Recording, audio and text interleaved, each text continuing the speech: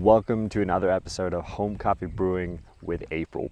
My name is Patrick Rolfe, and as you can see, we're already in a little bit of a different setting than what we're used to, hanging out with my friends here. And the reason why I'm here is that I'm in Kenya looking for coffee for April. And throughout this week, I've been hanging out with Muki, that's been living in Kenya for 4 years now. And when I asked her if she wanted to do a home brewing video because she's using the April Brewer, she was like, sure, I would love to do that. But Patrick, I brew a lot of my coffee outdoors when I'm out camping. So what we're doing in this video is actually a little bit of a camping edition of the Home Coffee Brewing with April. So you see the car behind me up here? That's Muki. She's setting up, getting ready to show you how she is using the April Brewer when she's out camping here in Kenya. So we're standing, I was about to say in the middle of nowhere. We're not really in the middle of nowhere. We're almost up Mount Kenya-ish. Yep. And we're about to brew some coffee, right? But before that, we're actually going to show you Mount Kenya because it's right up here, and it's not always you see it because of all of the clouds. Mm-hmm. And Muki here is kind of a fan. Yes, I come so up she here has a lot. some like info on. So it's the second tallest peak in Africa. Yeah. 5,199 meters above sea level at its highest point. And the clouds are coming, so we have to have a very quick look. You can actually I know, but you can see it's actually snow up there, which I thought was super cool. Because that's not, is it always snow on the top? Most of the time. Most of There's the time. rarely Okay, a time without it. That's awesome though. But the climate here, you'll notice, if you come to Kenya, it is very, very different up the mountain than it is pretty much anywhere else you go. Oh yeah, sure. You almost don't feel like you're in Africa here. You could be in, in Australia, I would say we have places like this that's mountainous. Like because of the terrain and how green it is, and it's such high altitude. It's very wet. How high altitude are we now again? Like right here, it's about 2,100 meters above sea level. Yeah, so we're brewing coffee at 2,100 meters, which is, and we'll get into that when we kind of start brewing as well, but it's going to change a few things, right? Especially like boiling points and water, and we talk a lot about this because often when you do like a region trip, so we're basically doing an region trip now, right? Which we pitched, and often when you taste coffees, you can do that in very different altitudes, which is going to change like roasting. It's going to change boiling points, brewing, stuff like that. But yeah, walk us through a little bit what you're doing now. So you obviously have a really cool heater. Mm-hmm. It's a little butane stove that I used to cook with sometimes as well, but I end up boiling water on it mostly. Yeah. But it's fantastic. I just take it. It's so versatile. You can take it anywhere. Sure. And it's much better boiling water like this than boiling water over a fire. Sure. It's a little bit more efficient maybe as well, which is cool. And you mentioned something before, basically like proper boiling point will be between 91, 94. Around at this altitude, yes, you'll see it at a rolling boil there. Yeah. But you have to leave it, if you were to sanitize water here, they say rolling boil at about 2 minutes because it has to hit. It has to be really, really high. Yeah, sure. If you're sanitizing water. Yeah. But for us, we just monitor it. Like here, we're using filtered clean water. So she brought these kind of large canisters of let's say supermarket water, right, for lack of a better term. Yeah. And I know yesterday we had a conversation about that as well, but there were like a few different brands, and the brands you're choosing is? Here, locally, it's a brand called Kirinyaga. Which is a spring water. Yeah. Because a lot of water in Kenya, drinking water that you buy is RO water. Yeah. And it's just a bit too, it tastes awful, I'll just say that. It tastes awful, sure. Because they don't remineralize. Yeah. And so this is the best spring water that I found that I think actually tastes pleasant. It's what I drink at home. Okay. And it has the TDS was sitting around 80, no, sorry, 60, 67, I think. 67, yeah. Yeah. Which in my book is kind of the, let's say, the perfect world, right? Again, it's all about the content of that TDS as well. It's not just the actual TDS, but it's a very good indication of like a good place to be, right? Yeah. Yeah. Because there are other brands with, I think, closer TDS to what SCA recommend. Yeah. But they taste horrible. Sure. Fair enough. We're doing some grinding. You're using, what did we Little- decide to call that? Onesie? A onesie. Yeah. A onesie. I think we should also call it a onesie. It's the easier We should be way. wearing onesies when we're doing. It's a onesie pressa, which is something that we've seen a few times in these videos. April has also done some more like official review videos on them. Which model is this one? Ooh, I can't remember. Because there are like a few of them, and this yeah. looks like that. It's not the 6, it's not the Pro, it's something else. But I'm sure one of you knows. So I'm sure you're gonna comment below somewhere and tell us. But I like it. It's virtually indestructible. Yeah. I like to think of it that way. Which I guess, like camping wise, you tend to like things that doesn't. That don't. Yeah. Well, Doesn't break, Won't and break. as we talked about with the scale as well, like we want something that preferably isn't losing battery as well, right? yeah. Yep. So we're at a rolling boil now. Yeah. And it's just hit 93. 93 degrees. Which is kind of cool. Like, how would you then, like, as a coffee brewer, because like temperature is something we talk about a lot, and with like, is there some kind of scale to be using? Let's say in Europe, a roaring boil will be 100. Maybe you brew a coffee at 92. Yep. Would you then sometimes brew coffee at like, I don't know, 85 or something lower based on the measurements here? So in this case, if I'm by myself and I want to be really exacting, I will measure things and Yeah. be more careful. But sometimes when you're on the road, Yeah. or I'm on safari, or whatever it is, I'm just going to boil water, fill a flask, and I know it's not going to be exact, but you just make do. So like I could Okay, and make then you brew coffee from the just, like, flask. brew Yeah, from the sure. Yeah. So flask. this is like a bit more advanced. Yep. Maybe than what you use, which is kind of cool. We're also brewing a Kenyan coffee, which is very fitting, given where we are. Do you want to tell us a little bit about the coffee itself? So this is from Kiri, Kiri Coffee Factory, which we've continuously driven past this trip. Sure. They're located in Kirinyaga.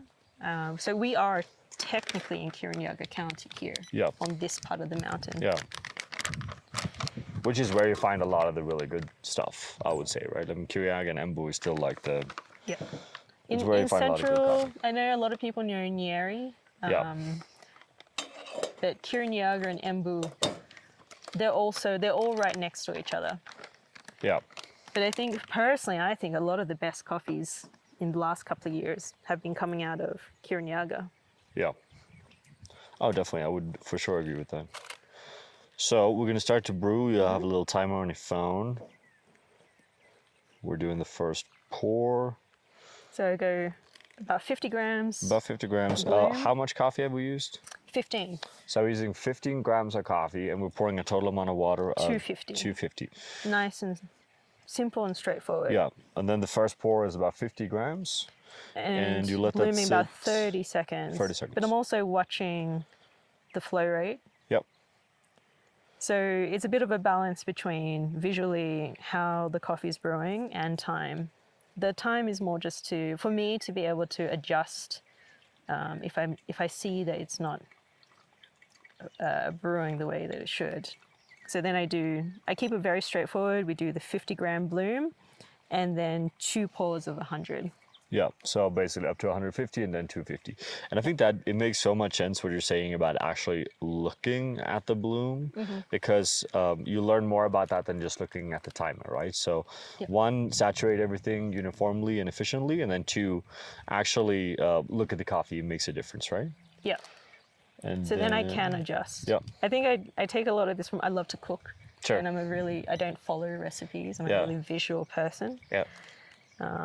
So that sort of follows through with Which coffee I think for me it as really well. makes a lot of sense, right? And There's one thing I can see here with Muki's pouring as well, which is quite different from my own pouring. But we tried this a few times now, and it tastes really good. So it's definitely something I recommend you guys trying, and that's actually spending more of the time pouring up kind of on the side of the filter when you do the circle motion, and all of your pours are circle pours. Yeah. Yeah, so there's no like center or circle and Yeah. I think weird that's stuff. just due to habit, Yeah, but fair enough. it's consistent. I don't really change that. Yeah. So then basically before 2 minutes, you're done with all of the pouring, perfect 250, and then we just let that sit. What are the total brew times you're looking at?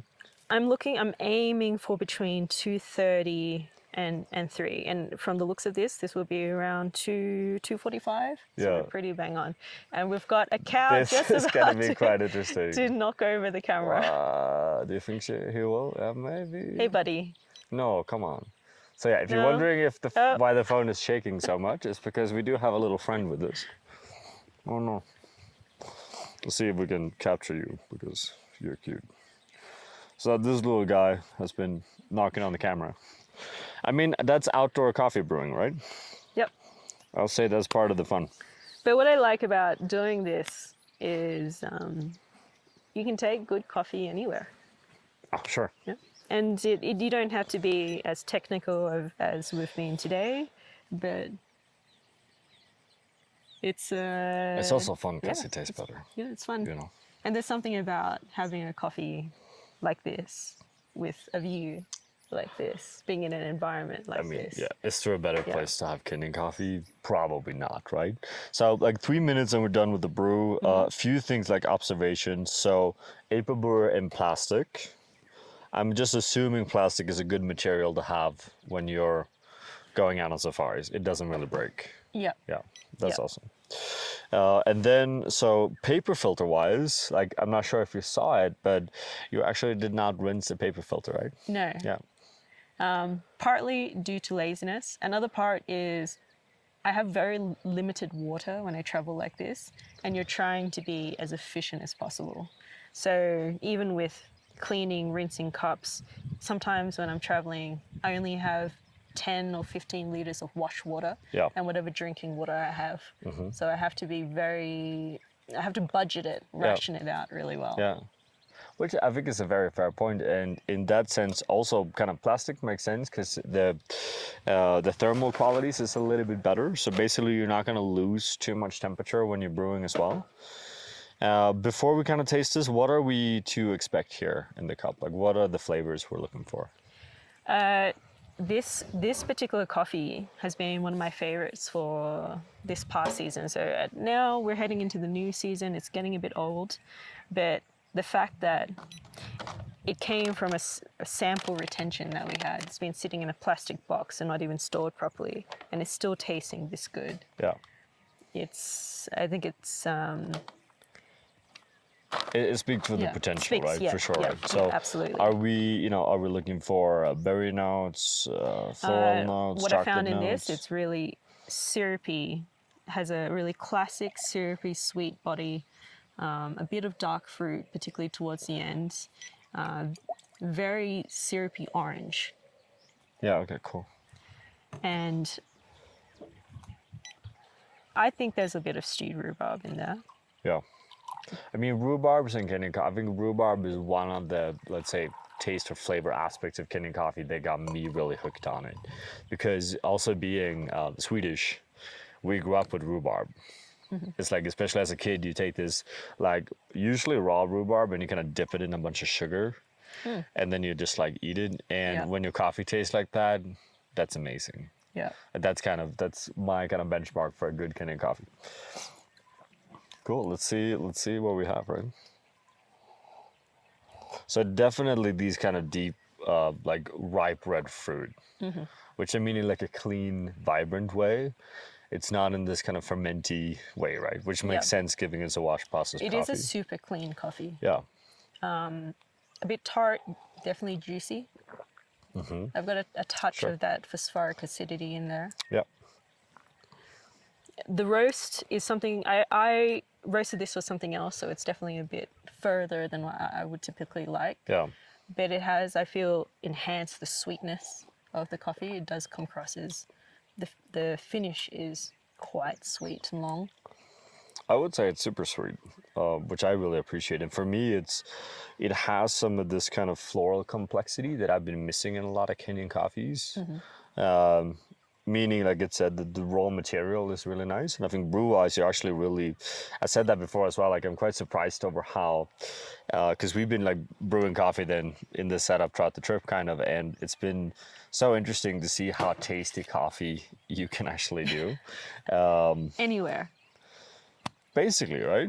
If you're just kind of into it, you have a little bit of the right equipment, and then I think a right good raw equipment, material, I would say. good raw material, technique. And my advice would be don't overcomplicate things. So figure out a good system and get consistent. Sure, yeah, and then just kind of stick with it. Yep. Which makes a lot of sense, right? I think that, especially like home brewing or let's say camping brewing, which we're doing now, it doesn't have to be overly complicated. And if you have a few of the kind of good gears and good tools, then it comes out tasting really nice, right? Yep. Yeah, awesome. Yep.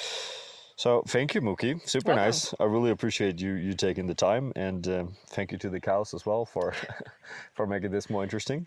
As always, if you kind of like these videos, then it's super helpful if you subscribe, if you share, if you comment. The whole point of these videos is to talk more about homebrewing and how we can make better coffee together, right? It's about sharing how different people around the world are actually brewing coffee. So we love when you kind of get into it as well, be a part of that community. If you want some kind of real behind the scene stuff, then sign up for my Patreon. That's kind of where we share what we're up to next, where we're going, where we're filming, what we filmed and stuff like that, right? So with all that in mind, thank you again, Muki, super nice. And thank you guys for watching. Cheers.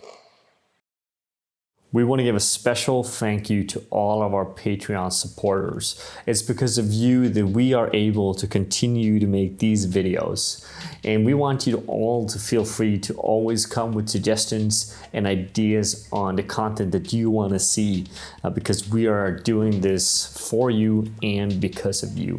Thank you from all of us here at April.